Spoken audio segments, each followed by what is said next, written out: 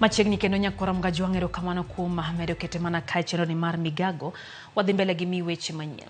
Joked ne ratich nyiri mitero nyangu e kaunti ma Garissa wacho ni ok gimor kod oganda ma pod tero nyirigo nyange piny e chuny gwenge e kaunti no.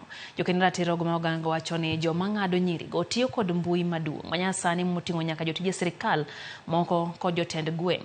Kane giloso odiochieng' mar kedo kod nyangu mar nyiri, giwacho ni gikale achiedh nade mathoth kama oting'o koso sir kowuok kuom jotelo e gwengego.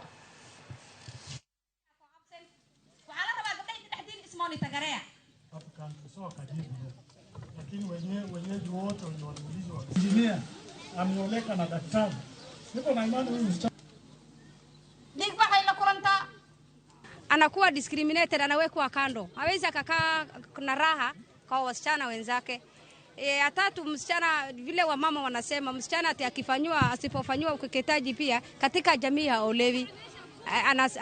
Anaambiwa huyo msichana si hajaenda ukeketaji, kwa hivyo nani ataoa yeye.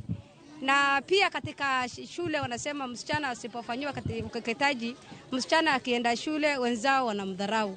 Hayo ndio yale changamoto ambazo ziko. Lakini tunasema ukeketaji kwa dini hakuna.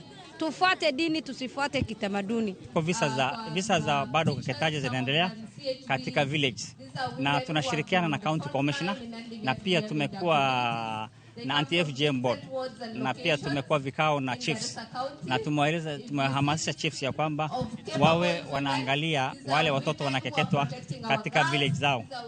Pia kuna ile depression, wanapatwa na stress, nimefanyiwa kitu ambacho siwezi toka nje, wanafungiwa manyumbani hadi ule muda uishe.